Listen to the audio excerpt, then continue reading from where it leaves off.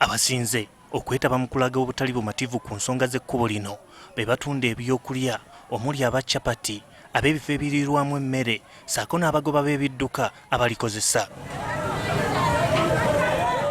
Bano nga bakozesa emiti, amayinja, saako ebipiira bazibye oluguudo luno ekireese n'entambula y'ebidduka okwesiba mu kitundu kino.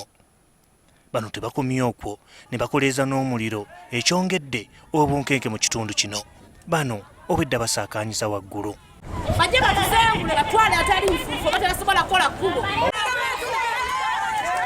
Poliisi okuva e Kasangati esanze obuzibu okujja emisanvu mu kkubo olw'omuliro ogubadde gutuntumuka era ng'efunye amazzi okuva ku batuuze okusobola okuguzikiza.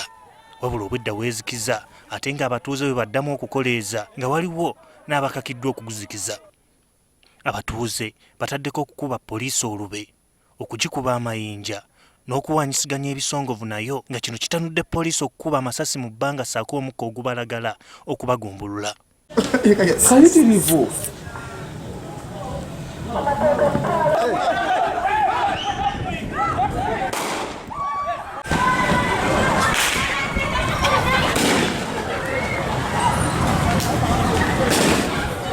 Waliwo abagombeddwamu obwala.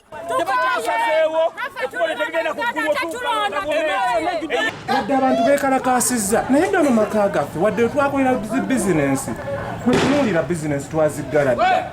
Minister of Finance yafulumya ssente nga zigenda kukola kkubo lino.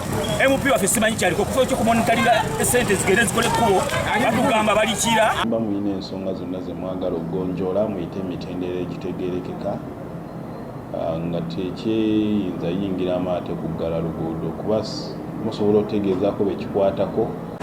Gerard Luyima, NTV ku ssaawa emu.